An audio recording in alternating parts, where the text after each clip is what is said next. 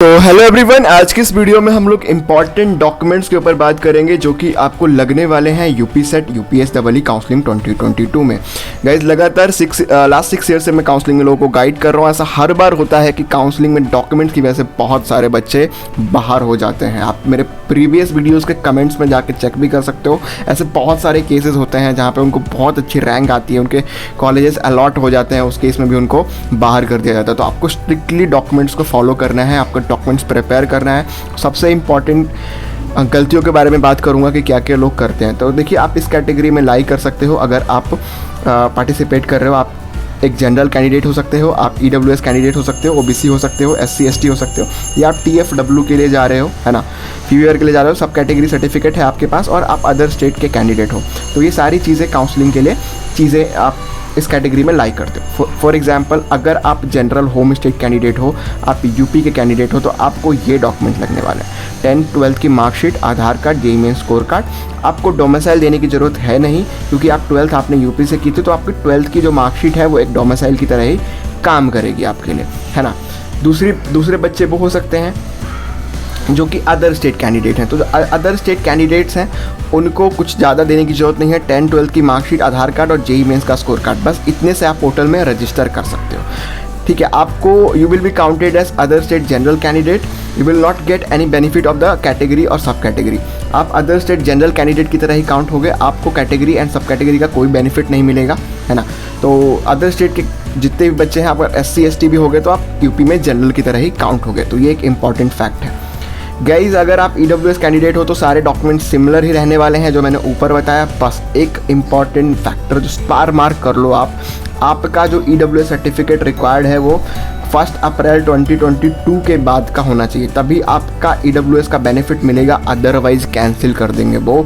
ये हर बार होता है, बहुत सारे बच्चों का काउंसलिंग में ईडब्ल्यूएस कोटा होते हुए भी वो जनरल कोटा में कन्वर्ट कर दिए जाते हैं, ओबीसी होते हुए भी जनरल कोटा में कन्वर्ट कर दिए जाते हैं, because of lack of guidance and document की वजह से। तो ये वीडियो काफ़ी इंपॉर्टेंट है एंड मैं ये पीडीएफ भी डाल दूंगा डिस्क्रिप्शन में, जहाँ से मोर क्लैरिटी आप इसको कर सकते हो, चेकलिस्ट रेडी कर सकते हो अपने साथ। कुछ इंपॉर्टेंट चीज़ यार गाइज, हरी मत करना, मेडिकल सर्टिफिकेट वगैरह की रिक्वायरमेंट अभी रजिस्ट्रेशन के टाइम पे नहीं होती है।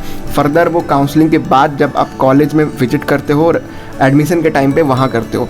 तो जो वीडियो में मैं बता रहा हूँ इंपॉर्टेंट डॉक्यूमेंट्स, वो चेकलिस्ट आपको बस रेडी करना है अभी, है ना।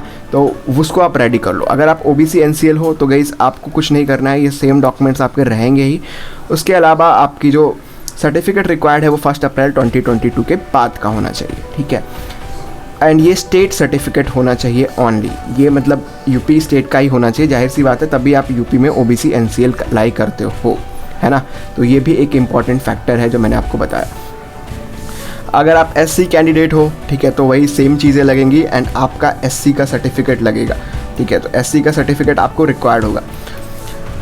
और कुछ चीज़ें आपको बता दूं, वही चीज़ें लिखी हैं कि domicile is not required in case of you have done your 12th from UP. अगर आपने 12th यूपी से की है तो आपको डोमिसाइल की ज़रूरत नहीं पड़ेगी। एक इंपॉर्टेंट फैक्टर में डोमिसाइल की रिक्वायरमेंट होती है, domicile is not required in case of you have done your class 12th from UP and your parents are from other state. इस केस में भी आपको डोमिसाइल की रिक्वायरमेंट नहीं होगी। इस केस में भी आप यूपी के कैंडिडेट माने जाओगे। फॉर एग्जाम्पल, आप बिहार के हो बट आपने 12th जो है अपनी यूपी से की है, तो आप बिल्कुल यूपी के कैंडिडेट ही काउंट हो गए, क्योंकि 12th के बेसिस पे ही डोमिसाइल डिसाइड होता है गाइस।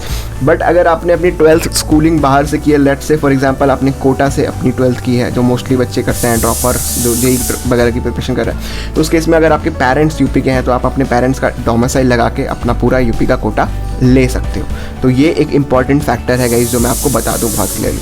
फिर वही सब कैटेगरी की बात आ जाती है एंड एक इंपॉर्टेंट बात टीएफडब्ल्यू कैंडिडेट्स के लिए कर लेते हैं। तो टीएफडब्ल्यू कैंडिडेट्स जनरल कैंडिडेट की तरह ही काउंट होते हैं, जहाँ पे आप 10th की मार्कशीट, 12th की marksheet, Aadhaar card and JEE Mains का स्कोर कार्ड लगाते हो।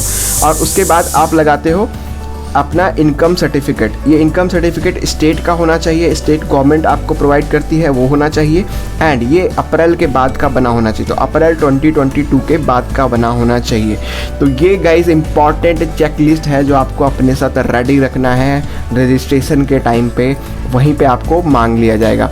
सब कैटेगरी और कैटेगरी कैंडिडेट्स कौन से हैं? वो कैंडिडेट्स यार जो आप फिजिकली हैंडीकैप्ड हैं या फिर डिसेबल हैं किसी भी रीज़न से, जैसे डिफेंस पर्सनल हैं, ठीक है। तो ये सब कैटेगरी में आप सब कैटेगरी में काउंट होते हो, सब कैटेगरी का अलग रिजर्वेशन होता है, तो उसके लिए भी आपको सर्टिफिकेट रिक्वायर्ड होते हैं। एंड इम्पॉर्टेंट जो भी सर्टिफिकेट्स आपके होंगे, चाहे EWS है या फिर आप SC/ST सर्टिफिकेट हो या फिर आपका इनकम सर्टिफिकेट हो, सब कुछ 1 अप्रैल 2022 के बाद का बना होना चाहिए। पहले का बनाओगे रिजेक्ट हो जाएगा। लास्ट 6 ईयर से देख रहा हूँ मैं, हर बार वो रिजेक्ट करते हैं, आपकी एक नहीं सुनेंगे, ठीक है।